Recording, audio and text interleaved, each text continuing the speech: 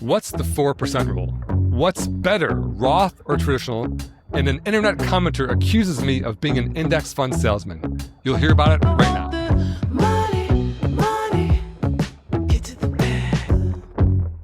Welcome back to the Personal Finance Club show. How's it going, Jen? Fantastic. How are you, Jer?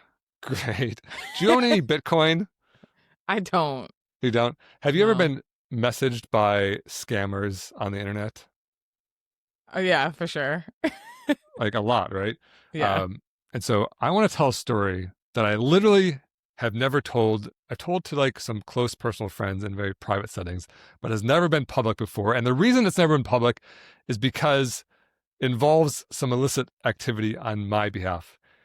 And so I guess I'll premise this whole story with saying maybe this is fictionalized. Maybe it didn't happen. Maybe any activities that I did that might be illegal is just a story I'm telling, not true. And if they are true, I think as a listener, you might understand why I did it. But it's about scammers and Bitcoin. And so this was back in 2019. So this was 6 years ago. On Instagram, there's just this like wave of scammers who would message you and basically try to convince you to send them Bitcoin. And, they wouldn't say, send me Bitcoin. They'd say, I'm a crypto investor or I'm a Forex investor and I'm going to invest your money. And I don't know why they targeted me. I think that they were just kind of like randomly going after people's accounts who they found. But they basically would pretend to be this expert investor, show you these like fictitious returns. They might even direct you to a real website that they made that looks like an investment website. And then through the website, you at the end of the day, what happens is you send Bitcoin to them and then they disappear. And it's like impossible to track and all that. And so I had a kind of a tradition of messing with them. I would just play along, play dumb, joke with them, make them jump through stupid hoops to, try to keep the scam going and pretend to be an idiot, whatever it was. But invariably, at some point, they would say, okay, send me the money. And then I would say, okay, I sent it or whatever. And then it would end because they'd say I didn't get it. And then they would figure out that I was just messing with them. And I'd also like to mention that I've learned more about scammers since then. I know a lot of them aren't like inherently evil people themselves. They're like maybe trafficked people or disadvantaged people who are being forced into this labor by, some even especially more evil people. And I also think the scams have shifted over time and it's more AI. But I think at the time, it was like actually a lot of like young people, not in the US, who were just trying to like steal money from Americans through this method. And I didn't like that. No matter what sob story you gave them, if you said, I'm a single mom and this means the whole world to me or whatever, I'm sick, I'm dying, they would still just steal your money. So I felt very little sympathy for them from my perspective, at least. So anyway, one such day, I was messing with one of these scammers and I kind of got to the end of the rope and I said, okay, I'll send you the money. And I was like, I don't know what to do here because I'm not going to send him the money. I was on a drive and I remember having this epiphany where I said, wait a minute, I think I can steal money from this scammer. And I have certain skills, like that Taken movie where it's Liam Neeson's. Yeah. He's like has certain skills. I have certain skills too. They're much nerdier skills. Mm-hmm. The two skills that I have are like deep knowledge of personal finance, deep knowledge of product design, and pretty solid graphic design skills. And so what I decided to do was tell him that I sent the money. But what happened is when I sent the money using Coinbase, which is the the website where I keep my crypto. I have very little, by the way, like 10 grand or so. I'm going to tell him that Coinbase blocked the outgoing sending of Bitcoin. And what I did is I went to Photoshop and took a screenshot of Bitcoin, created a new dialogue that does not exist in Bitcoin that says this sending of Bitcoin has been blocked due to suspected fraudulent activity. You can't send this Bitcoin address unless they send you money first, proving that they're a trusted wallet. Oh no, Jeremy. And it's literally, the funny thing is it's the exact same scam that they run. They say, oh, you've got a different scam. Like, oh, the Nigerian prince has like a $6 million thing. You just have to send them $1,000 to release the money. So like, it's the exact same scam. It's like, you have to send me money to release the money. And, they're asking for like $5 grand or something like that. So I said, okay, I think it was $25 actually. So I said, okay, you have to give like 0.5% of what you're asking for. And I looked very professional. Like I said, my product design, my graphic design, my finance knowledge, it looked like it was like a real screenshot from Coinbase. And then I took my grainy cell phone in bad lighting, crooked, and took a picture of the screen as though I didn't know how to take an actual screenshot of a screen, then sent it to him. And, he pushed back. He's like, what is this? I'm like, let me try a different address, yada, yada, yada. And I kept, creating screenshots as necessary. And then, lo and behold, this guy, he thought $5,000 was coming his way if he just had to release. And it didn't even, the screenshot said, as soon as you receive the $25, the $5,000 will automatically be released. So he thought he was dealing with Coinbase to automatically release the $5,000. And so on this day, I get a little ding on my phone, a little bit of Bitcoin comes my way. I've successfully stolen money from a scammer. And then I did it again to another one. And it was $25 or so each time. I actually looked it up right before this episode to fact check myself. Or maybe this whole thing's fictionalized. I plead the fifth if anyone ever asked me to, testify against myself. But that was back in 2019. Bitcoin's up 10x since then. So I think I now have about $550 that was sent from scammers back in 2019. Why would you make me an accomplice in this crime? This is crazy. You're not an accomplice. You can turn me in. I think, what's the statute of limitations on overseas Bitcoin theft? I feel like this is probably one of the more. And this is of someone who is trying to steal from single mothers, dying people, cancer patients. No sob story you gave would stop them from stealing money. I think that, and frankly, I partially did it for entertainment, not to make money. It wasn't that much money. It still isn't, but I did to disincentivize them from stealing, right? They're the jerks. They're the jerks that are going and stealing from people all the time as a living. If they realize there's people out there wasting their time and fighting back, maybe they'll not do that, So that's what next time, just block, hang up. Come on. You're no fun, Jen. Yeah, well, I'm not a criminal. My CPA at some point, he's like, "Where did that money come from?" Because you have to you have to account for your crypto gains and losses. And I was like, "Oh, that was a gift from a friend." Screaming. Okay, well, I would like to quickly move on to our next segment and get out of this murky territory. Explain it like I'm 5. Explain it like I'm 5 has nothing to do with stealing crypto. It's a much more lighthearted topic. What are we covering today, Jen? Okay, so you teach people how to invest successfully. So let's say they do everything you told them to. They've got all this money in investments and they're ready to retire. Let's hear today's question from our guest star, Mateo. What is the 4% rule? Thank you, Mateo. What is the 4% rule? If you don't know, Mateo is my 4-year-old. He's adorable. He's not 5, so I'm not sure this answer will make sense to him. But I did meet someone recently. Jen and I were at an event in LA, and a young woman came up to me. It feels weird to even call her a woman. She was 18 or 19 girl, teen. And she said, I've been working my whole life and I don't want to work forever. And I did the old person thing, oh my gosh, your life hasn't even started, yada, yada. But, to her credit, she was working hard. She had been working from 13. She was making a lot of money now as an influencer, which is what, 19-year-olds do in LA, I guess.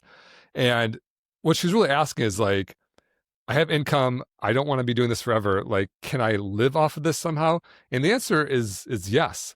And that's what the 4% rule is. And the 4% rule says, hey, if you take all this money, this savings from your income over the years, you're saving, investing. If that bank of investments grows big enough, you can take 4% of the starting amount. Let's say your investments grow to $1 million. 4% of that is $40,000.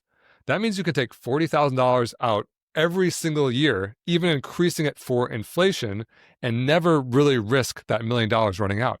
So you have $40,000 of infinite free income. And that's with $1 million. If you can live off of $40,000, that means $1 million is your number.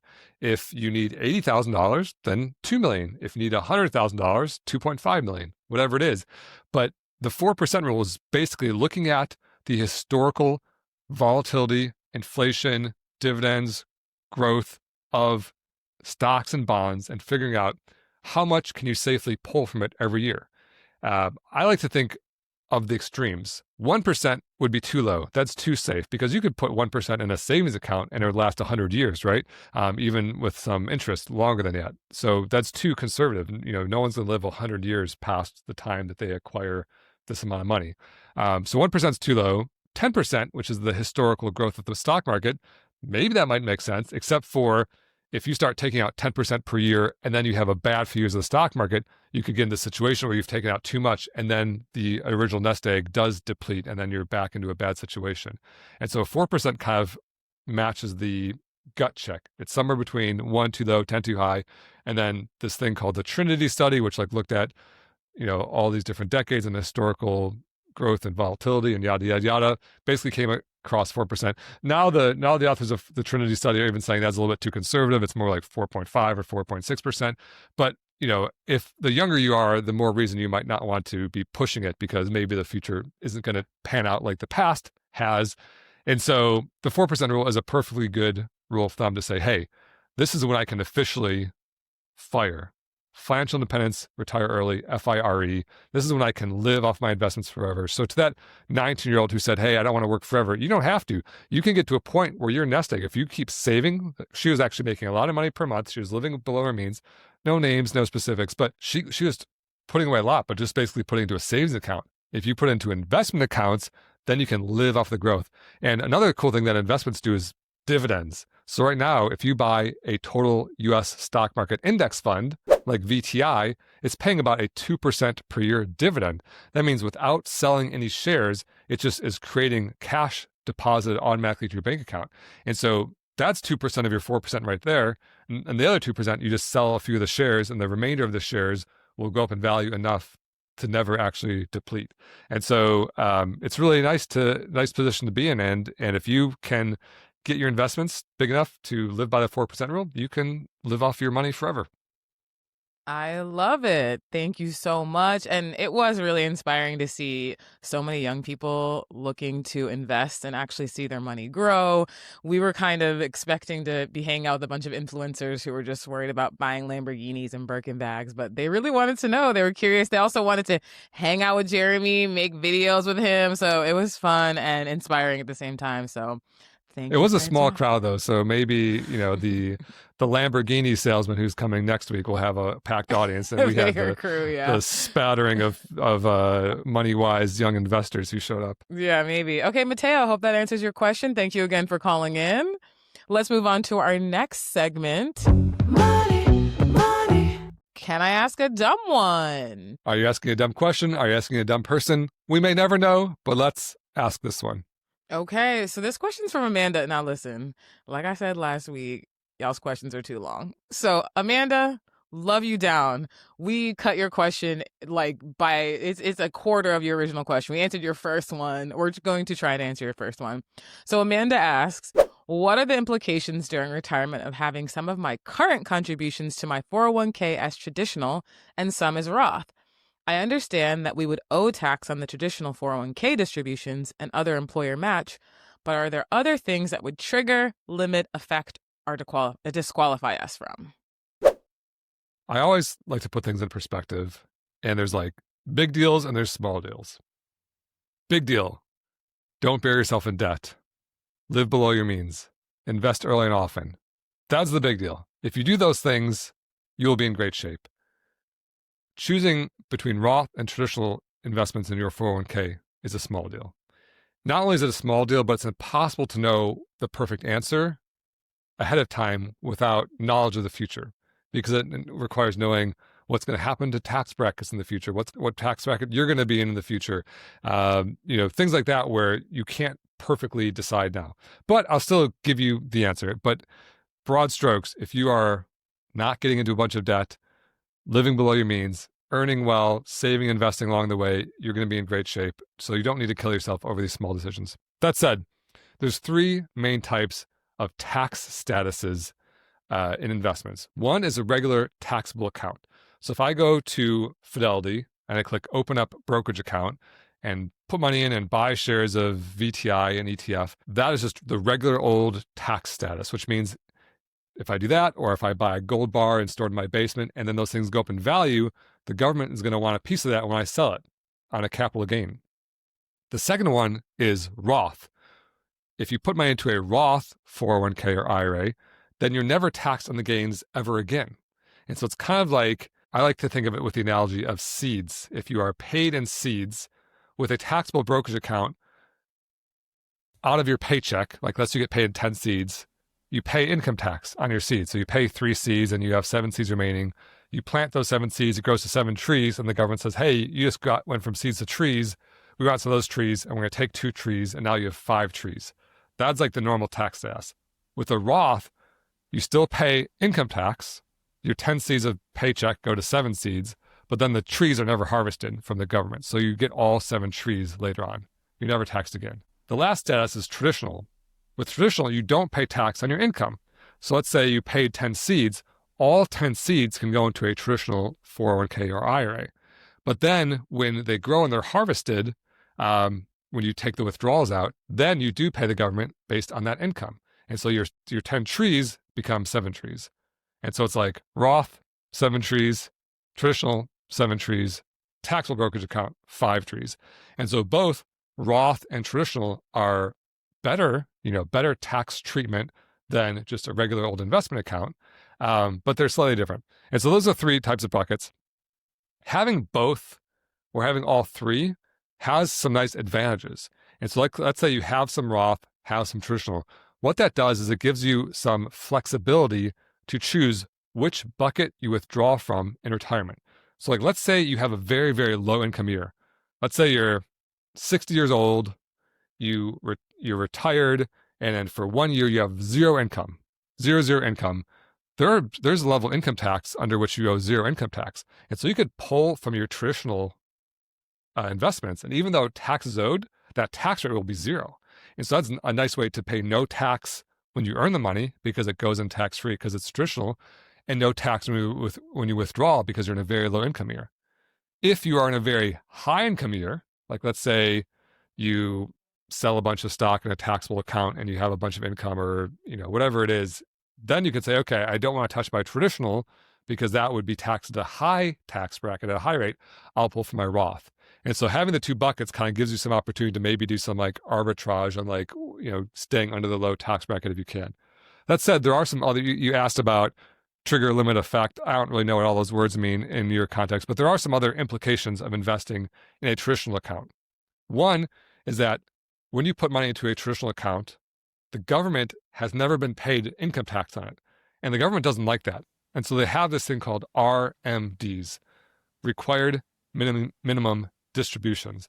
That means at age 73, they force you to start taking money out. And so that could be a negative impact because let's say you're in a high tax bracket because you still are killing it in your 70s.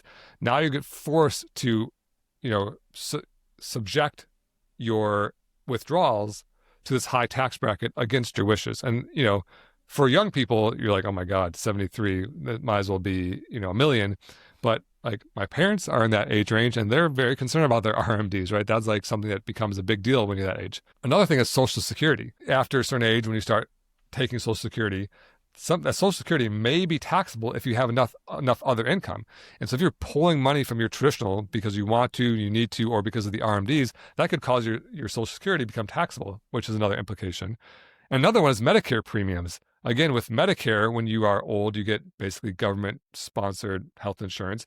You have to pay more for that, and it gets complex beyond the scope of this podcast if you have a lot of other income. And so basically, if you put all your money into traditional to lower your tax burden while you're working, you might be increasing your tax burden later due to these reasons: RMDs, Social Security, Medicare premiums.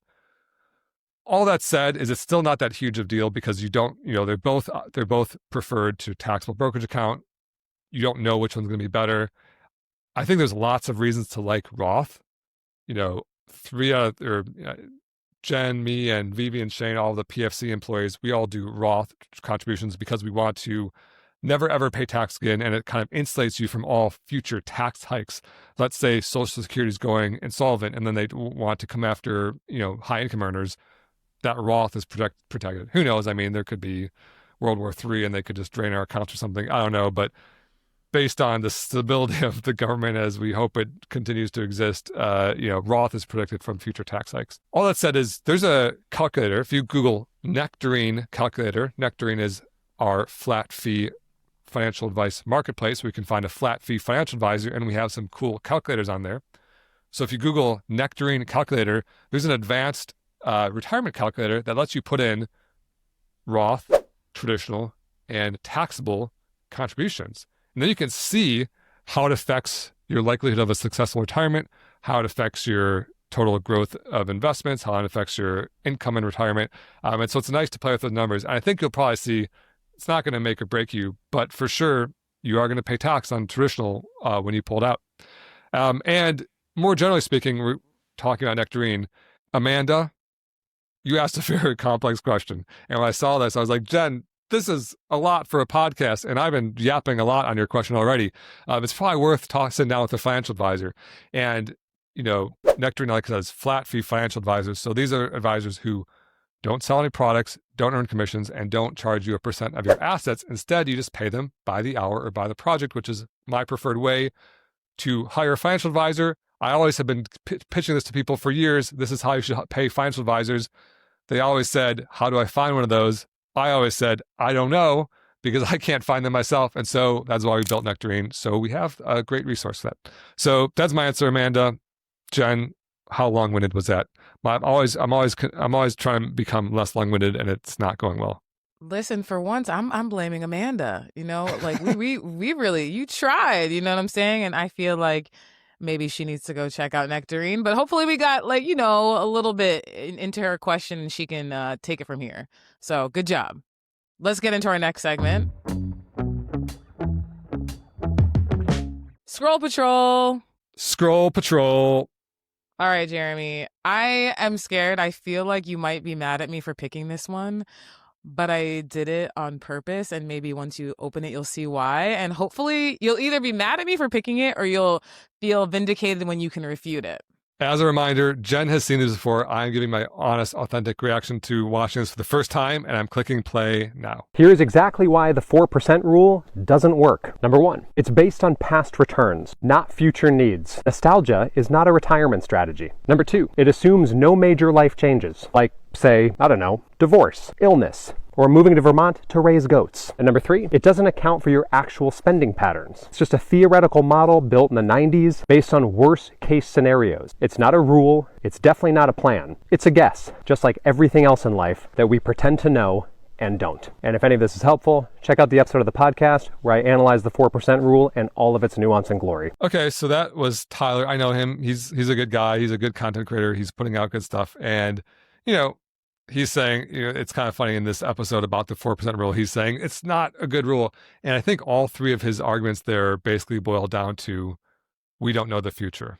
And he's right. We don't. He could have said argument number 4, an asteroid could hit the Earth tomorrow and blow Earth into smithereens. And where's your 4% rule now?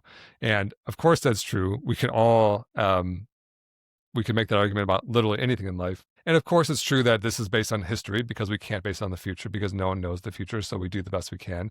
But like I said, I think it passes the sniff test for me, which is 1% is too low, 10% is too high, looking at historical inflation, volatility, growth of the market, bond returns.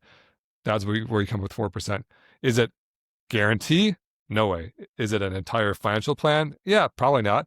He said it doesn't account for changes in your spending patterns. True. But you know what people say when I ask them how much money they're going to spend in retirement? They say, I have no idea. Of course you don't know.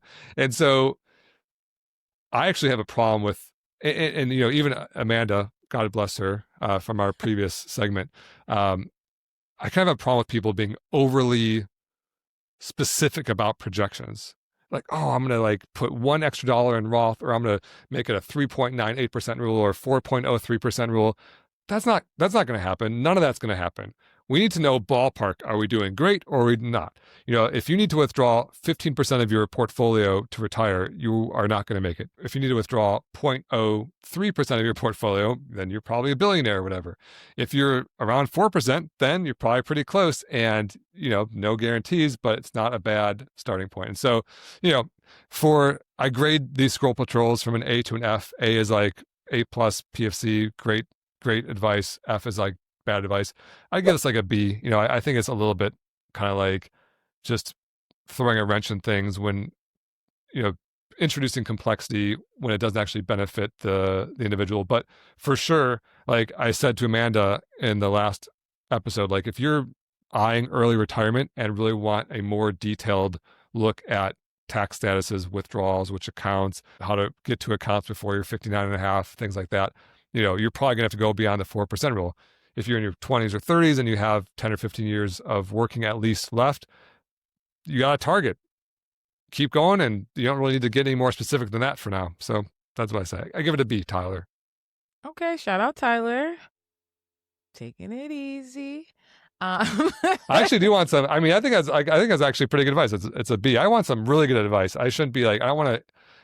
I feel like we need to protect the scientific integrity of Scroll Patrol. But if you find some really good advice, I think that's, this isn't just like Jeremy Trash's internet advice. I think maybe it's me giving him A. Maybe this is great advice. Maybe it's bad advice. We'll see what the next one is. We love it. Send in if you see any advice you want us to review or Jeremy to blind review, then send it to podcast@personalfinanceclub.com.